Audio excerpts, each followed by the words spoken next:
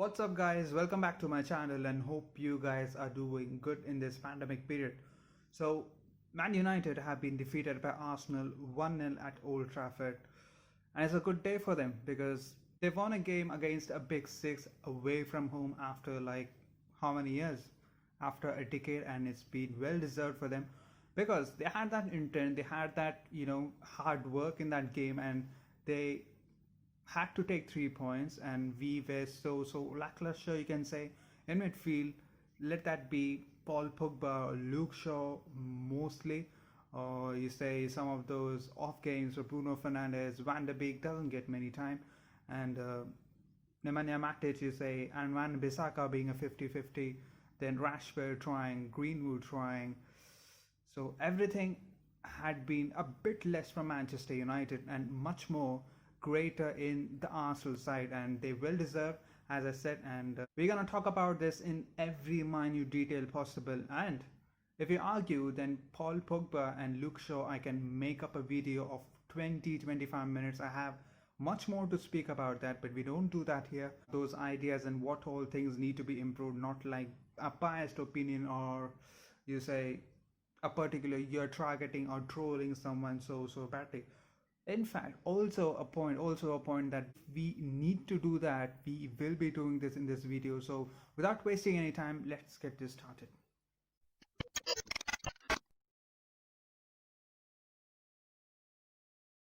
So it's been worrying for us.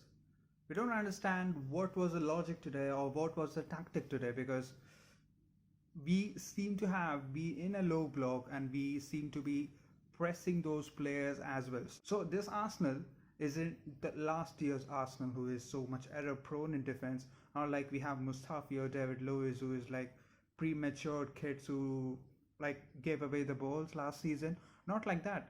They are a well organized and drilled team at the defense, and it's going to be very difficult to get past them. Some of the previous games we observed that how Arsenal are so comfortable building that play from the back, and they're so confident from that, not like so reckless or so nervy like last season. So it was going to be difficult, and we went pressing high. So the ultimate idea was to sit low block, close down the players, put that pressure on them, get the ball back, and then hit them on the counter. Aubameyang, Saka is be on the left hand side. It has to be so it was planned to be coming from the left hand side. Van Bissaka was stiff 80% of times, but then still some of those Tierney crosses were so immaculate and perfect in the box. So the weaker side was always going to be from Luke Shaw's side, from the right hand side, when Bellerin was always gonna take those chances against Luke Shaw. We invited them to come back and put a cross. We could defend. So it's like we were confident that he can't go past us. So that was the confidence we had. Lindelof, Maguire, Luke Shaw. Luke Shaw was in a low block, and all you have to do that you sit back and don't allow Bellerin to cross the ball, and you have to clear that, or you say close him down, or don't let him put that cross in. Don't let the cross in. But it was so easy for Bellerin because Luke Shaw was so lazy. Didn't have focus on what he has to do, what his intentions were, what Bellerin's intentions were in front of the goal, in for the cross, or what he's gonna do. So Luke Shaw was so awful again. There's a reason why Alex Telles was brought in. We had Brandon Williams, but Alex Telles was brought in because he can whip in those crosses, and this guy doesn't.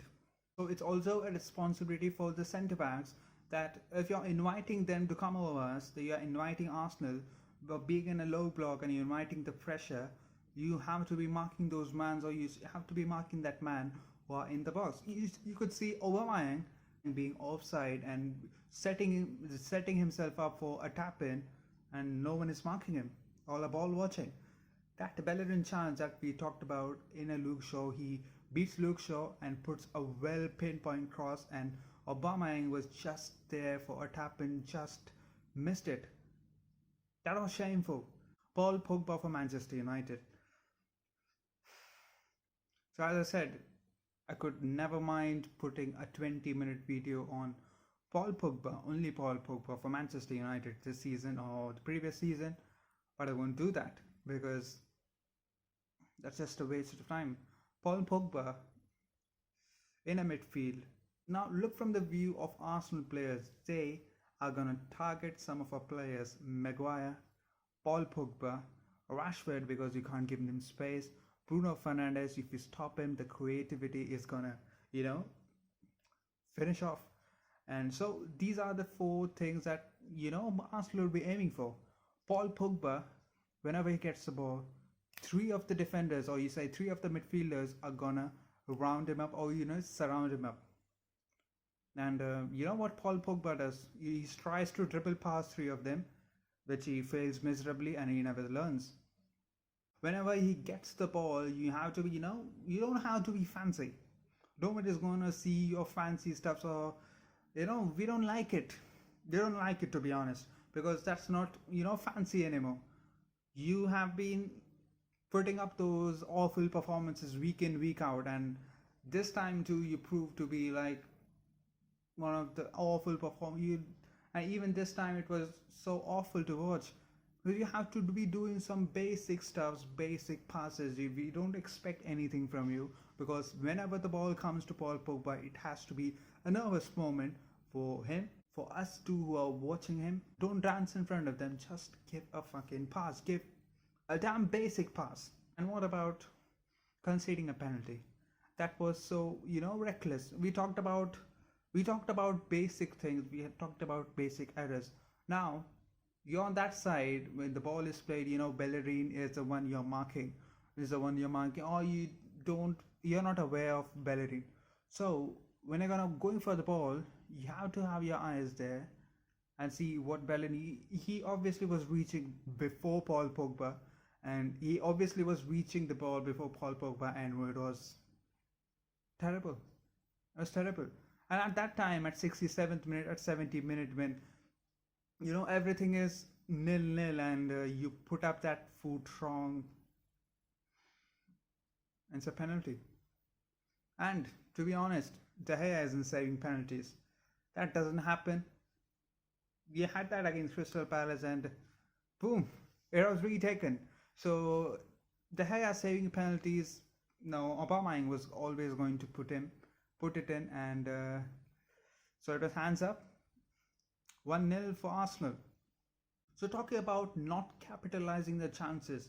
So there were some moments when Leno and Holding were like cornered in one side of the pitch, and what we did, we didn't press.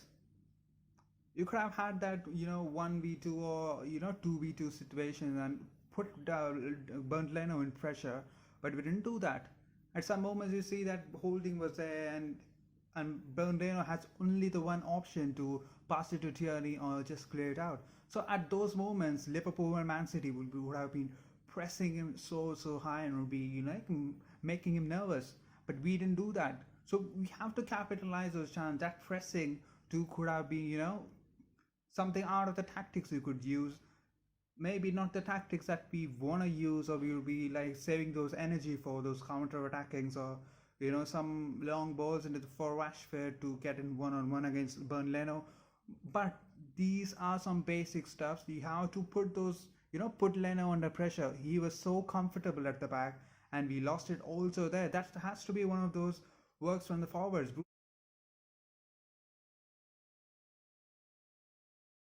So if you're going to argue about his defensive capabilities, you're always going to lose, because he's so stiff 85%, 90% of the times.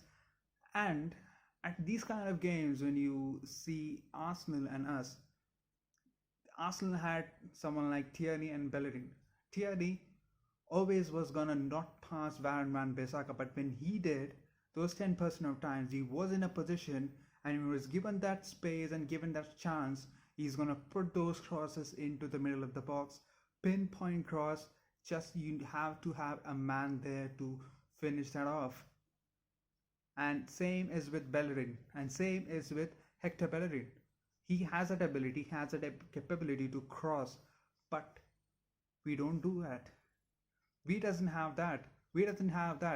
We brought Alex Telles for a reason, because Luke Shaw has been literally zero in the forward nowadays. They were creating those chances. They were so confident. They were confident when the ball is put into that net or put into that box, there's someone who can finish those, or it's, you have that, you kind of have something on target. But when it comes to Aaron Van Bissaka, this is the most important thing, because Aaron Van Bissaka has been doing good defensively, but at these moments of game, I mean, it's like nil-nil. The strikers in front, maybe that be Edinson Cavani or Marcus Rashford or Anthony Martial, they would expect those crosses to come in so that we can do that job. But and Van Bissaka wasn't there to cross at all.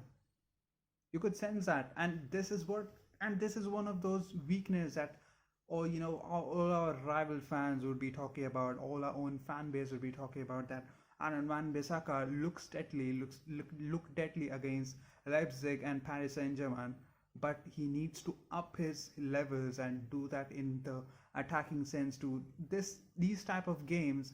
When Aaron Van Bissaka would have put those crosses, or put those pinpoint crosses into the box, we could have had some of those chances, some of those confident runs or your confident strikers in front of them, and it could be helpful for us at some at occasions. You don't expect them to have a drop of form up to this caliber, because McTominay, if he had an off day, okay, you'll be like 50% here. It was like you go 100% there, and you're like 30-20% in the Premier League. It's like unacceptable. We don't expect that, because when we see you in the lineup, and we will be seeing you in the lineup, like Scott McTominay and Fred are starting, we'll be like so confident. Oh yes, we saw them against RB Leipzig, so hopefully we'll get the same performance here. But it's so inconsistency at its best for Manchester United. And it isn't surprising anymore, you could say. There have been words every match day is that this isn't done, this is a negative, this isn't good enough, but it's regularity now. 6 games, 2 wins, 3 losses, 1 draw. It looks like we are back in what we started in last season. Imagine if Alex Tellers would have taken those crosses. It would be some goal scoring opportunities for Edinson Cavani, Rashford. But what he does, he puts a wasteful cross to Maguire, who has to come out of the box to receive a header. That's so terrible. And that set piece was in 90 plus third minute. How can you be that awful? You could have seen that Cresswell crosses into that box against Tottenham Hotspur. We needed that cross. We want to put those balls into that, that danger area in middle of the box, so that you can scrap a goal in, or you have some you take those chances and win some headers like from Maguire. And Maguire in the far post, I don't like that idea. Because someone like Maguire, if you put him in center of the goal, he had more than 80% of times you can have a possibility, you have a probability that he can head the ball into the net. Not like you have someone of Maguire in the far post and putting in, you'll be waiting for him to put the cross in, put that header in, and will be putting in a tap in. That's never gonna happen. That will never gonna happen every time. That will never gonna happen for us.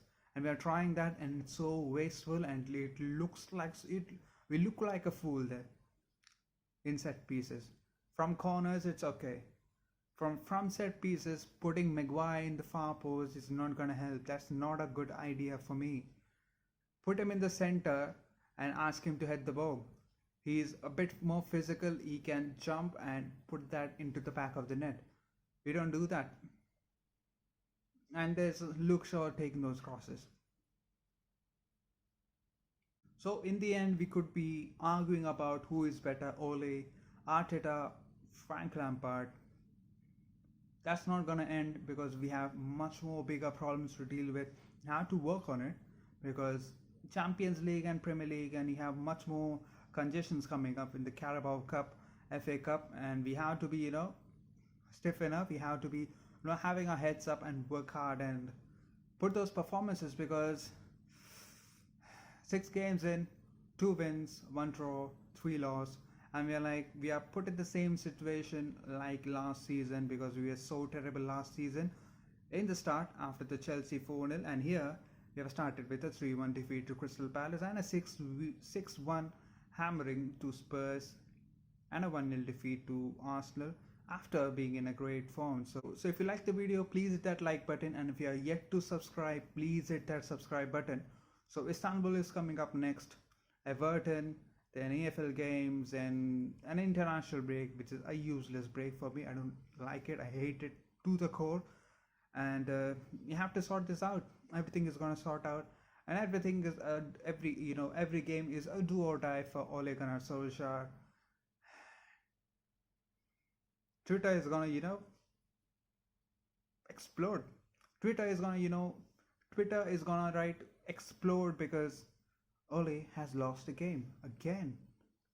It's like, how many times now? So waiting for it, and it's ready to, you have to be reading those and giving those replies, and like some brainless files, you could just ignore them and reply to those who actually care and actually tweet some facts or some of those information or some things that needs to be changed, and who wants United to win, actually sort things out as sooner as better. So we'll be meeting in the next video. Until then, goodbye.